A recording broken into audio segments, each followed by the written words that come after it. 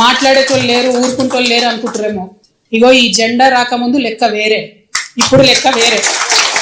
TRS 2.0 ఇక్కడ, TRS 2.0 ఇక్కడ పెట్టుకుంటే మాత్రం మంచిగా ఉండదు. ఇది వరకు ఒకసారి పెట్టుకున్నారు, రాష్ట్రం వచ్చింది. ఈసారి మూతి పనులు రాలిపడతాయి. కాబట్టి మీరు మా ప్రజల్ని తక్కువ చేసి మాట్లాడడం, మా మేధావుల మీద చేయాలనుకోవడం, లేనిపోని సాంస్కృతిక పెత్తనం మా మీద రుద్దాలనుకోవడం, మీకు అక్కడ రాజధాని కట్టుకోవడం చేతగాక మీ పొలిటికల్ పంచాయతీలను తీసుకొచ్చి మా మీద రుద్దడం. ముందు మీ రాజధాని కట్టుకోండి. మా జిహెచ్ఎంసీ ఎన్నికలలో పోటీ చేసే విషయం మీరు మళ్ళీ ఆలోచించారు. మా జిహెచ్ఎంసీలో ఇక్కడ సెటిల్ అయ్యి ఇక్కడ ఉన్నటువంటి ఆంధ్ర బిడ్డలు మా వాళ్ళు. గత 12 ఏళ్ళుగా వాళ్ళని మేము కడుపులో పెట్టుకొని కాపాడుకున్నాం. ఇంకా ఎన్ని ఏళ్ళైనా అట్లనే కాపాడుకుంటాం. తెలంగాణ వాళ్ళం ఎవరిని ఇబ్బంది పెట్టేటోళ్ళం కాదు. చుట్టపు చూపుగా వచ్చినా, ఇంటికి వచ్చినా వాళ్ళని ఉన్నాం. వాళ్ళు మన దగ్గరే ఉన్నారు, మన దగ్గరే సెటిల్ అయింది. వాళ్ళతో ఇబ్బంది లేదు. సో మధు జాయిన్ అవుతున్నారు, మా ప్రతినిధి మధు. టీఆర్ఎస్ 2.0 ఇక్కడ మామూలుగా ఉండదని చెప్పేసి కవిత వార్నింగ్ ఇస్తున్నారు. సో మరోవైపు మరికొంతమంది ఇప్పటికే బీఆర్ఎస్ నాయకులు కానీ కాంగ్రెస్ నాయకులు కానీ రెస్పాండ్ అవుతున్నారు. పవన్ కళ్యాణ్ ఇక్కడ వస్తున్నారు అన్న విషయం తెలిసి. సో ఏం జరుగుతుంది, ఏం చేసే అవకాశం ఉంది ఈ విషయంలో?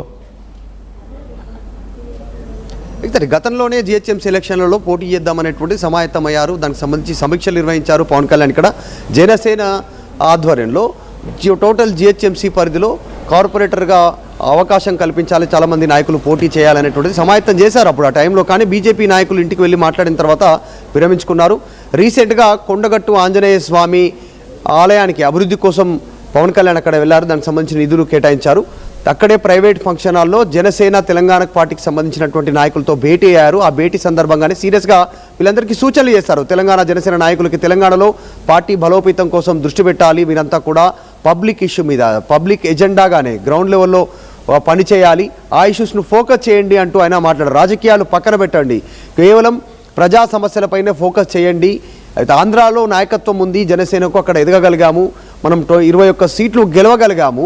ఎందుకు తెలంగాణలో ఇంత మంచి పొలిటికల్ స్పేస్ ఉన్నా, జనాల సమస్యలు ఉన్నా కూడా, జనాలను మంచి ఆదరణ ఉన్నా ఎందుకు రీచ్ అవ్వట్లేదు, అది మీదే తప్పిదం అనేటువంటిది ఆయన స్టేట్మెంట్ చేశారు. మళ్ళీ పవన్ కళ్యాణ్ నిన్న మొన్న అక్కడ వాస్తవంలో నిలిచారు. గతంలో కోనసీమ అందాలకు సంబంధించినటువంటి విషయంలో పచ్చదనానికి ఆ పైరుకు, చెట్లకు దిష్టి తగిలింది అనేటువంటి స్టేట్మెంట్ తర్వాత కాస్త వివాదమైంది. రాజకీయ పార్టీ నాయకులు రెస్పాండ్ అయ్యారు. ఇప్పుడు ప్రొఫెసర్ నాగేశ్వర్ సంబంధించినటువంటి అంశంలో ఆయన చేసిన వ్యాఖ్యల విషయంలో పోలీసులు కేసు పెట్టడము, తర్వాత పోలీసులు ఆయన ఇంటికి రావడం వివాదం అవుతుంది. కొంతకాలంగా దీనిపైన చర్చ నడుస్తూ ఉంది, అన్ని రౌండ్ టేబుల్ సమావేశాలు. కవిత కూడా దీనిపైన ఈరోజు పవన్ కళ్యాణ్ టార్గెట్గా మాట్లాడారు. మూతి పళ్ళు రాలుతాయి అనేటువంటి స్టేట్మెంట్ చేశారు. మీ అస్తిత్వాన్ని, మీ సంబంధించినటువంటి వాటిని మా తెలంగాణ ప్రజలపైన, తెలంగాణ పైన రుద్దొద్దు, సెక్రటరియట్లో వేలు పెడతాం, కాలు పెడతాం అంటే చూస్తూ ఊరుకోమనేటువంటి వార్నింగ్ ఇచ్చారు కవిత. ఇక్కడ 2.0 టీఆర్ఎస్ అంటూ ఆమె కాస్త వార్నింగ్ ఇచ్చారు. గతంలో టీఆర్ఎస్ ఉన్నప్పుడు తెలంగాణ రాష్ట్రం సిద్ధించింది, ఇప్పుడు 2.0 ఊరుకునేది లేదు. తెలంగాణ వచ్చినా తెలంగాణ ఉద్యమకారుల ఆకాంక్షలు నెరవేరలేదంటూ మాట్లాడుతూనే ఆంధ్ర నాయకులు ఇక్కడ మళ్ళీ రీఎంట్రీ, నవనిర్మాణం అనేటువంటిది లోకేష్ లేకుంటే పవన్ కళ్యాణ్ సభలు పెడతామంటున్నారు. అవసరం లేదు, మీరు రావాల్సిన అవసరం లేదు. ముందు మీ రాజధాని మీరు చక్కగా కట్టుకోండి. 13 ఏళ్ళు అవుతుంది రాష్ట్రం సిద్ధించి, మీరు కనీసం రాజధాని కట్టుకోలేనటువంటి సిచ్యువేషన్. సెక్రటరియట్లో ఈ రోజుకు వర్షం వస్తే నీళ్ళు వస్తాయి. ఆంధ్ర ప్రజల దుస్థితి ఈరోజు ఎంత బాధగా ఉంటుంది, వాళ్ళ ఆలోచన తీరు ఎట్లా ఉంటుంది, ఏ సమస్య ఉన్నా, ఎట్లాంటి ఇష్యూస్ ఉన్నా ఆంధ్ర నాయకులు హైదరాబాద్ వచ్చి హైదరాబాద్ ఆసుపత్రిలో వైద్యం చేయించుకొని పోతారు, కానీ అక్కడ ఆసుపత్రి కట్టుకోవడం చేత కాదు అంటూనే ఇంకొక వార్నింగ్ చేశారు. ఈ మధ్య కాలంలో మొత్తం ఏడాపేడా ఆంధ్ర నాయకుల విగ్రహాలు పెడతా ఉన్నారు తెలంగాణలో. మేము అధికారంలోకి వస్తే విగ్రహాలు పగలగొట్టి పార్సిల్ చేసి ఆంధ్రాకు పంపిస్తామనేటువంటి ఒక కామెంట్ కూడా కవిత చేసినటువంటి సిచ్యువేషన్ కాస్త హాట్ టాపిక్గా మారింది. ప్రస్తుతం కవిత చేసినటువంటి మాటలు. ముందు లోకేష్ గారు, పవన్ కళ్యాణ్ గారు, మీరు సెక్రటరియట్లో వానాకాలంలో నీళ్లు రాకుండా చూసుకోండి, మా సంగతి ఇక్కడ నవనిర్మాణ సంగతి వదిలేసేయి, మేము ఏం చేయాలో ఇక్కడ కథలు పడాల్సిన అవసరం లేదు, మాకేం చేయాలో తెలుసు అనేటువంటి స్టేట్మెంట్ చేశారు. షూటింగ్ వ్యాపారాలు చేసుకుంటే మాకు అభ్యంతరం లేదు, కానీ సెక్రటరియట్లో రాజకీయాల్లో వేలు పెడతామంటే మాత్రం ఊరుకోమనేటువంటి వార్నింగ్ ఇచ్చారు. నేను అసలే మొండిదాన్ని, మీరు అనుకున్నంత మంచిదాన్ని కాదు అంటూ కవిత మాట్లాడారు. అంటే మరోవైపు అసలు జనసేన స్ట్రాటజీ ఏంటి? ఎల్లుండి మీటింగ్ జరగబోతుంది, వాళ్ళ ఫర్దర్ ఫోకస్ దేని మీద ఉండబోతుంది, ఎలా ప్లాన్ చేస్తున్నారు?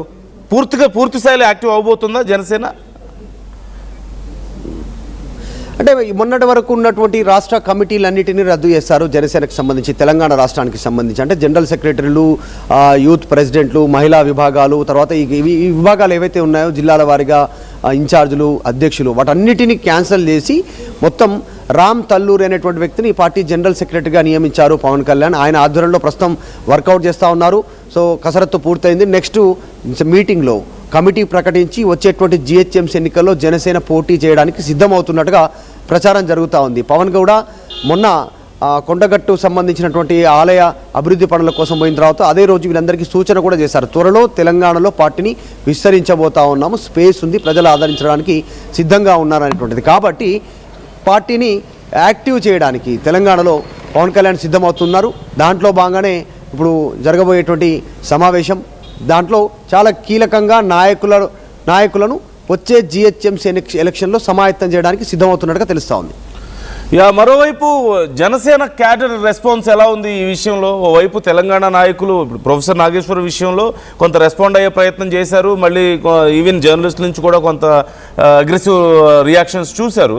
ఇప్పుడు కవిత కానీ మీ ఇతర నాయకులు చేస్తున్నటువంటి వ్యాఖ్యల విషయంలో ఇప్పుడు యాక్టివ్ అవుదాం అన్న థాట్ ఉంది కాబట్టి రెస్పాన్స్ ఏమైనా ఉందా క్యాడర్ నుంచి? కానీ కీలకమైన నాయకులు ఎవరైనా తిరిగి కౌంటర్స్ ఇచ్చే ప్రయత్నం ఏమైనా చేస్తున్నారా? ఖచ్చితంగా ఆల్రెడీ స్టార్ట్ అయ్యాయి. అధికార పార్టీ నుంచి, తర్వాత ప్రతిపక్షాల నుంచి విమర్శలు వస్తూ ఉన్నాయి. ఎందుకంటే పవన్ కళ్యాణ్ రీఎంట్రీ తెలంగాణలో కాస్త పార్టీని మళ్ళీ ఒకసారి, ఎందుకంటే ఆల్రెడీ ఆంధ్రలో ప్రభుత్వంలో ఉన్నారు, 21 మంది ఎమ్మెల్యేలు గెలిచారు, డిప్యూటీ సీఎంగా ఉన్నారు, జనసేన నుంచి మంత్రులుగా కొనసాగుతున్నారు. స్ట్రైక్ రేట్ 100% అక్కడ గెలిచిన పోటీ చేసిన అన్ని స్థానాల్లో గెలవడం, దేశవ్యాప్తంగా పవన్ కళ్యాణ్ నుంచి చర్చ జరగడం. జనరల్గా పవన్ కళ్యాణ్ సినిమా స్టారు, ఆయన కాస్త క్రేజీ ఉంటుంది, అభిమానులు ఉంటారు, ముఖ్యంగా యువత ఎక్కువ క్రేజీ ఉంటారు పవన్ కళ్యాణ్కి సంబంధించి. ఆ ప్రభావం పడే అవకాశం ఉంటుంది రేపు జిహెచ్ఎంసీ ఎన్నికల్లో. అందులో భాగంగా ఆయన ఫోకస్ చేస్తూ ఉన్నారు. సో పవన్ కళ్యాణ్ వస్తే ఆ ఎఫెక్ట్ ఎవరిపైన పడే అవకాశం ఉంటుంది అనేటువంటిది కూడా చర్చ ఆల్రెడీ గ్రౌండ్ లెవెల్లో స్టార్ట్ అయింది. అందులో భాగంగానే పవన్ రాకను విమర్శలు చేస్తూ ఉన్నారు అందరు కూడా. కవిత చేసినటువంటి కామెంట్స్ కూడా పవన్ని టార్గెట్గానే ఏం చేశారు ఆమె మాట్లాడిన అనేక అంశాల్లో. సో పవన్ కళ్యాణ్ని నవనిర్మాణం చేస్తాం, ఇది చేస్తాం, అవసరం లేదు, ఏం చేయాలో మా కథలు మేము పడతాం అనేటువంటి స్టేట్మెంటు కవిత చేయాల్సినటువంటి సిచ్యువేషన్ ఉంది. సో పవన్ ఎంట్రీ ఆల్రెడీ ఇప్పుడు తెలంగాణలో కాంగ్రెస్ అధికార పార్టీ బలంగా ఉంది, బీఆర్ఎస్ ప్రతిపక్షంగా వాళ్ళు బలంగా ఉన్నారు, బీజేపీ మేము వస్తామని వాళ్ళు చెప్తా ఉన్నారు. సో కవిత టీఆర్ఎస్ పార్టీ పెట్టుకుంది, మేమే వస్తాం ప్రత్యామ్నాయం చెప్తాం. సో ఇన్ని పార్టీలు ఉన్న నేపథ్యంలో మళ్ళీ పవన్ రీఎంట్రీ తెలంగాణలో యాక్టివ్ అవుదాం అనుకున్న నేపథ్యంలో ఆమె విమర్శలు దాడి చేశారు పవన్ కళ్యాణ్ పైన, లోకేష్ పైన, ఆంధ్ర పార్టీల పైన, ఆంధ్ర అస్తిత్వం పైన. Right, thank you Madhu. మొత్తం మీద GHMC elections are going to be way more interesting than ఇప్పుడు ఇంతకుముందు జరిగినటువంటి జూబ్లీ హిల్స్ బై ఎలక్షన్స్ కానీ, లేదంటే ఇటు పంచాయతీ ఎన్నికలు కానీ, వీటన్నిటికంటే కూడా చాలా ఇంట్రెస్టింగ్గా ఉండబోతున్నాయి అనేది మాత్రం అర్థమవుతుంది. ఎందుకంటే ఓవైపు కాంగ్రెస్ అధికారంలో ఉంది, బీజేపీ స్ట్రెంత్ తెలంగాణలో ఎస్పెషల్లీ హైదరాబాద్లో గత జిహెచ్ఎంసీ ఎన్నికల్లో మంచి పర్ఫార్మెన్స్ చూపించింది, ఈసారి ఇంకా మంచి పర్ఫార్మెన్స్ చూపించాలని చెప్పి బీజేపీ ప్లాన్ చేసుకుంటుంది. బీఆర్ఎస్ ఇవన్నీ కాదు, మేము మళ్ళీ ఫామ్లోకి వస్తున్నామని చెప్పి బీఆర్ఎస్ అనుకుంటుంది. జూబ్లీ హిల్స్ ఉప ఎన్నికల్లో మేము ఎలాగో గట్టి పోటీ ఇవ్వగలిగాం, ఆ తర్వాత స్థానిక సంస్థల్లోనూ గట్టి పోటీ ఇచ్చాం కాబట్టి ఇక జిహెచ్ఎంసీలో మాకు తిరుగులేదు, మేము చేసింది గతంలో గుర్తుంటుంది జనానికి అని చెప్పి మాట్లాడుకుంటున్నారు. ఇలాంటి తరుణంలోనే మరోవైపు టీఆర్ఎస్ 2.0 అని చెప్పేసి కవిత ఎంట్రీ ఇచ్చారు, ఇంకోవైపు ఇప్పుడు పవన్ ఎంట్రీ ఇస్తున్నారంటున్నారు, టీడీపీ వస్తుందని చెప్పి అంటున్నారు. మొత్తం మీద చాలా ఇంట్రెస్టింగ్గా మారబోతున్నాయి జిహెచ్ఎంసీ ఎన్నికలు. అండ్ అతి త్వరలో తెలంగాణ రాజకీయాల్లోనే చాలా హీట్ పెరగబోతుంది అనేది మాత్రం అర్థమవుతుంది. ఓవైపు తెలంగాణ ఈ పార్టీలన్నీ ఏమో టీడీపీని, జనసేనని, ఏపీ నాయకులు మా మీద ఏదో మా నెత్తిని కూర్చోడానికి వస్తున్నారు అని చెప్పేసి కామెంట్స్ చేస్తున్నారు. మరోవైపు అవునన్నా కాదన్నా ఖచ్చితంగా జనసేనకి కేడర్ ఉంది, జనసేనానికి మంచి అభిమాన గణం ఉంది. మరోవైపు టీడీపీకి ఒకప్పటి కేడర్ ఇప్పుడు కూడా కొనసాగుతుంది. టీడీపీ యాక్టివ్ అయితే మళ్ళీ అటువైపు అట్రాక్ట్ అయ్యే అవకాశాలు కొంత అప్పుడున్నంత కాకపోయినా కొంతవరకు అట్రాక్ట్ అయ్యే అవకాశాలు కనిపిస్తున్నాయి. సో ఎవరి స్టేక్ వాళ్ళు తీసుకోవడానికి ప్రయత్నాలు జరుగుతున్నాయి ఇక్కడ. సో ఇప్పుడు కవిత చేస్తున్నటువంటి కామెంట్స్కి మరి ఇక్కడ ఉన్నటువంటి జనసేన నాయకులు ఎలా రెస్పాండ్ అవుతారు? అంటే మా దగ్గరికి వచ్చి ఏదో చేద్దామని చూస్తే ఈసారి పళ్ళు రాలుతాయి, గతంలో స్టేటే పోయిందని చెప్పేసి మాట్లాడారు కదా. సో ఇది కామెంట్స్ మీద ఇప్పుడు జనసేన నాయకులు ఎలా రెస్పాండ్ అవుతారు అనేది చాలా ఇంట్రెస్టింగ్గా